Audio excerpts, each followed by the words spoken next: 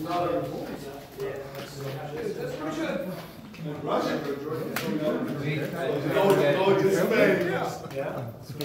that. That's a pretty good score. I wonder why you waited so long to do it. Oh, man. Wasn't very smart. No questions about it. I waited 5 months to do that, so I should have done that a long time ago. I'm not running marathons yet. I'm on the mend. I'm gonna get a voice deal, so I apologize for that. But great to be out there. Gosh darn, I woke up at 4:10 this morning. It's really good. It's really good. I'm excited for this group. I love this group. This group has an unbelievable energy and so much upside that we really look forward to working with them. Today was good. It wasn't great, but today was a day that you saw glimpses of what we can do in certain areas, but there's a lot of work and there's a lot of patience on my part. But the upside to this is really, really good. This is, we competed at a level I haven't seen since I've been here, in practice. And our veterans should be given a lot of that credit, but it's also the new guys that know how to win and fight. And I love what we did in our competitive drills today. Now it's step by step, and we've got 29 more before we throw it up for real, and we'll be a little slow here this first week and a half. We're off tomorrow. Gives our guys an opportunity to watch film, get their iPads, watch practice, learn. Coaches can go through some things with them and help them see what maybe we're talking about in practice. Then we'll practice again on Thursday. We're off on Friday. We've got a big clinic here this weekend, and we'll perform and practice actually at the clinic. So, you know, as I told them, it's their personal responsibility to understand everything that we're doing. And now we'll start where we really start adding things, and it's their job to keep up with that. Just the athleticism is just much higher, or just better than you say?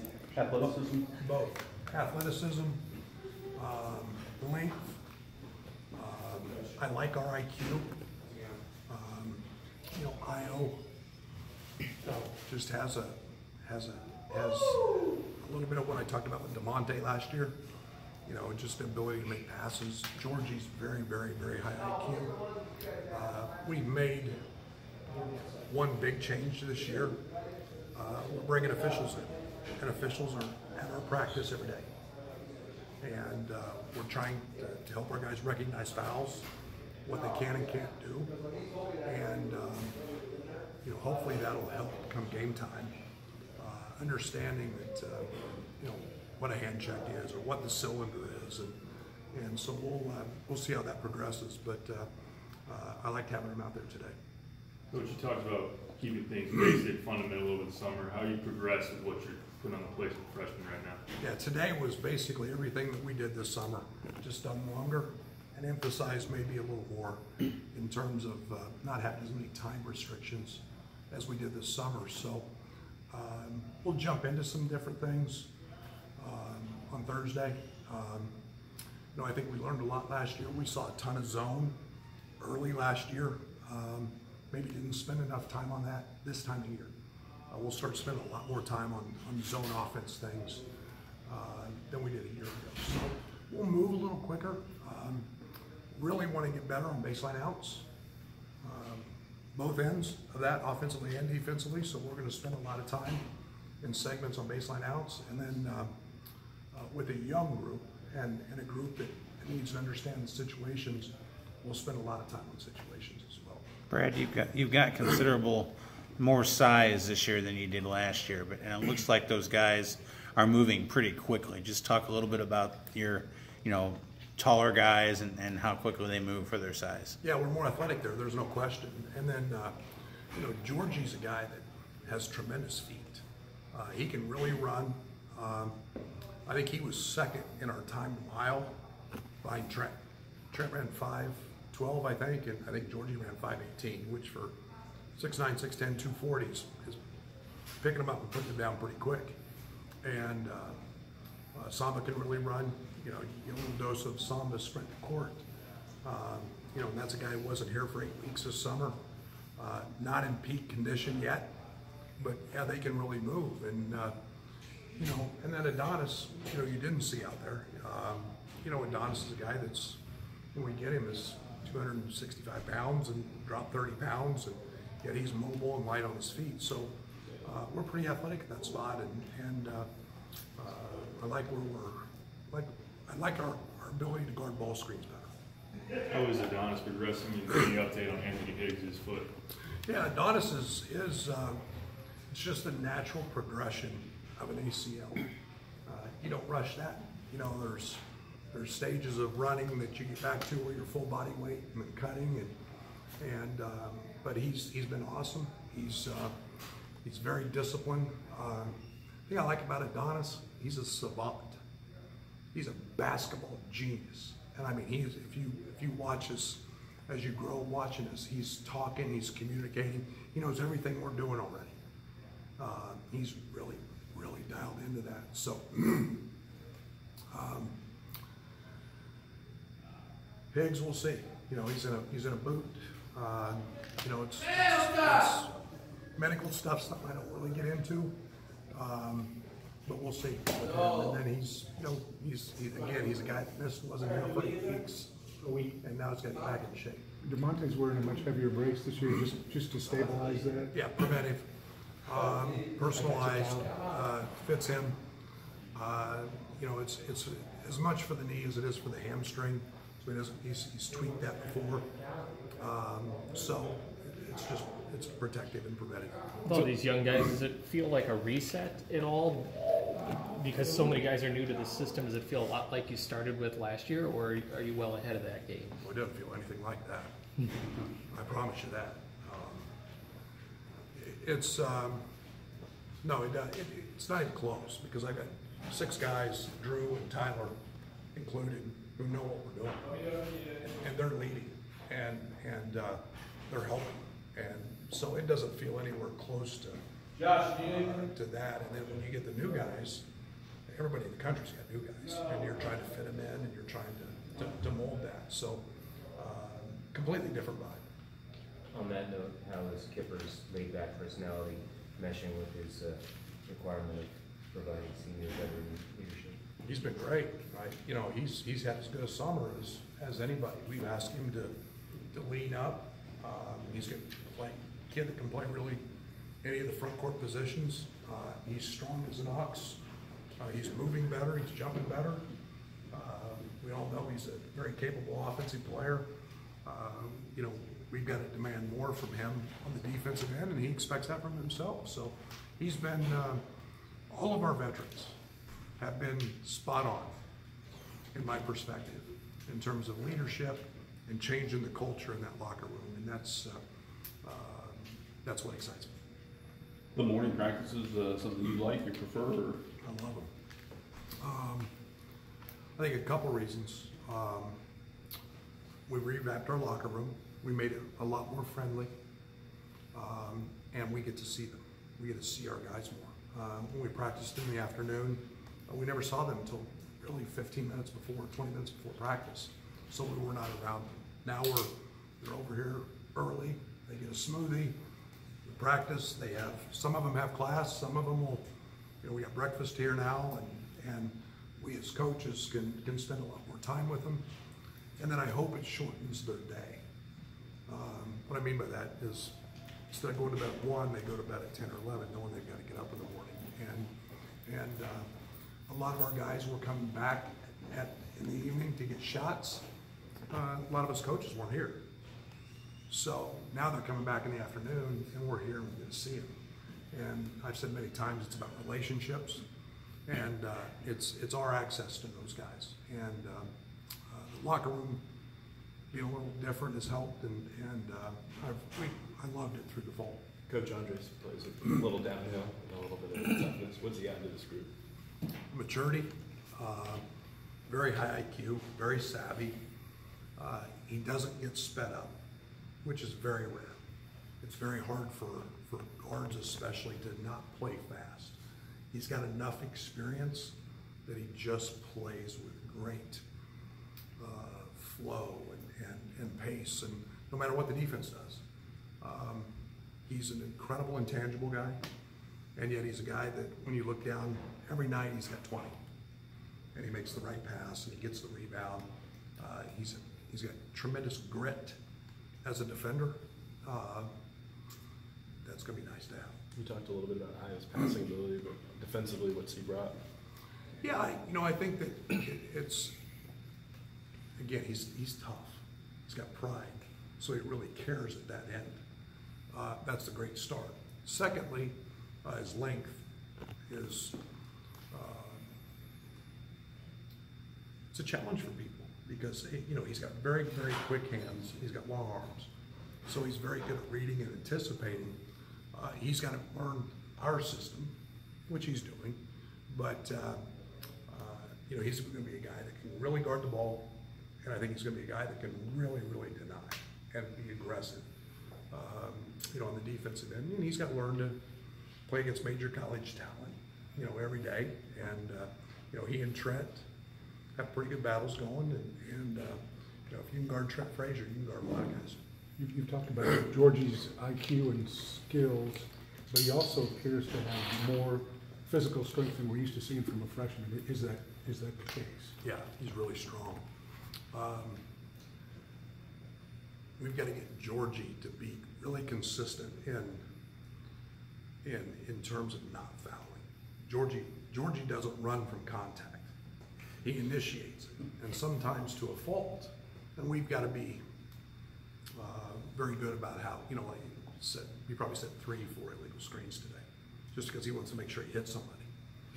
And those are nice problems to have, but we got to make sure that he's on the court for us, because he's a guy that gives us a lot of versatility. So with Adonis and Anthony both out until they're back, I guess, just how much more onus does that put on Georgie and Samba to be ready quicker? Kipper, AJ, every guard's got to do. I mean, it's anytime you're man down, everybody's got to step up and do a little bit more. I think we've got to continue to do. Tevian's an elite rebounder. Allen's an elite rebounder for wings. Those guys got to pick up that slack.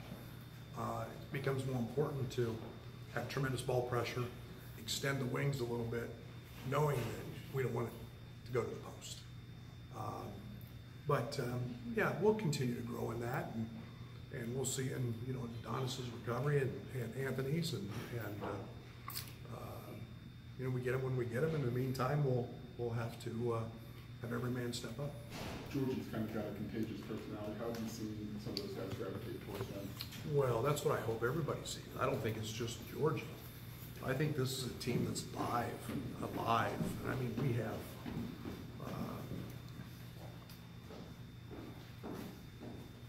a fun group. We have guys that, Io has tremendous personality. Tevian's one of the friendliest guys, and Georgie's obviously, he's probably more known for his dance steps right now, because he can waltz and do all that samba and everything else or salsa and everything else. But he is very talkative. It's contagious, and I love that about it. But it's everybody. It becomes that personality that I want everybody to see, and it's blended great with our veterans. AJ stepped up there at the end of practice and made the 2 free throws you're looking for. How important is maybe just as he walked out there on his own, just his leadership? That's the best part of that, because I didn't have to call him out. And he does what a senior should do, and he's not afraid, and he knows he got it. He knew I was putting those young guys up there to see how they handle pressure, especially with all you guys standing up there. And finally, enough was enough, and Trent missed, and Tyler missed, and he just said enough is enough. I'm not running anymore. And you value that. And again, that's something else that becomes just as contagious as anything else is that respect that he earns. What can those young names like Allen and Tevian learn from a guy like AJ who's been through those wars? I hope they all learn from AJ how hard he works, and those guys do work extremely hard. The thing that I've said many times, Allen, Tevian, if they fall in love with Illinois, the way Aaron Jordan's fallen in love with Illinois, they're going to be great players because AJ plays for the name on the front, and he is all about everything that we are about, and buy-in is critical, and that's what I love about all of our mentors, not just AJ, and that's what the new guys have to get to, and we're there. We're not far off. Has Sambo lost any wins, Prince? Yes. Yes, he has. He's had to run some again because he hasn't made them, but that's to be expected. I mean, he missed 8 weeks. You know, he wasn't here. You know, these guys get an 8-week advantage of Fletch, and he's done a great job of trying to maximize and get caught back up. But still, there's a difference when your physical conditioning is 8 weeks behind some other guys. What can be accomplished conditioning-wise between now and opening day? Well, this is the shortest preseason I've ever had, and I personally almost pushed practice back a week to give Fletch his time, but I chose to go very slow with this group, so we're one on, one off, and hopefully we can absorb some things mentally. But yeah, we've got to get better. Fletch does an unbelievable job, and I think he'd be the first to tell you we're in good shape, but we're not in great shape yet, and we've got to get there. Today's the first day these guys have gone 2.5, 3 hours in practice, so that in itself will help us get in better shape. But they'll continue to lift and get stronger, and as they get stronger, their wind will get better, and we'll be able to sustain things at a better rate than we are right now. You had to coach effort and culture so much last year. What about those newcomers makes that easier for this group? They're winners. They know. I mean, winners do what you have to do to win. And it doesn't always have to be explained, or it doesn't always have to be demanded. Now, I'm going to demand it anyway, but it's something that is innate. I mean, I didn't have to get on any of those guys today by playing hard. They just know how to do it because winning is important to them. And sure, are there going to be bad days? Absolutely. But that part of it, I can coach basketball now. And we can start working on fundamental things to help them improve and scouting and so on and so forth. We get to other aspects of that. Plus, I have veterans who also know now, and that's why they're here. So it's when I talk about winning, winners are special people. They know what it takes to win. And there's a guy like Io, and he's turned that thing up another gear here in the last 10 days because he knows the season's close. And he's been, you don't have to get on those guys near as much. And by comparison, last year at this time, how frequently would you be coaching playing hard as opposed to coaching playing basketball? We fought for our culture last year. We fought for our culture last year on a daily basis. How much value is there in recruiting, having guys in your program that know what this culture is about, this program is about, in terms of when you bring guys onto campus? Well, I think anytime I could go out into the Illinois community, our fans, our other coaches in the state, whatever it is, and I don't get a definitive answer in what does Illinois basketball stand for, that's a problem. That's a problem. I think you know every time you face some of the best teams in the country what you're getting. That's what when you think of Illinois basketball, I want you to think that we play hard, that there's a team that leaves it on the line every time. They play for the name on the front. They're going to execute. They're not going to turn the ball over. They're going to do certain things. I want you to think of that and people to know that. And That's what I'm striving for every day, is for our identity to be no-brainer, first thing that comes out of when we ask people, what do you think of when you think about what we're doing? And that's when we'll have arrived, is when, and we get that put in place. Thank you. Thanks, Coach.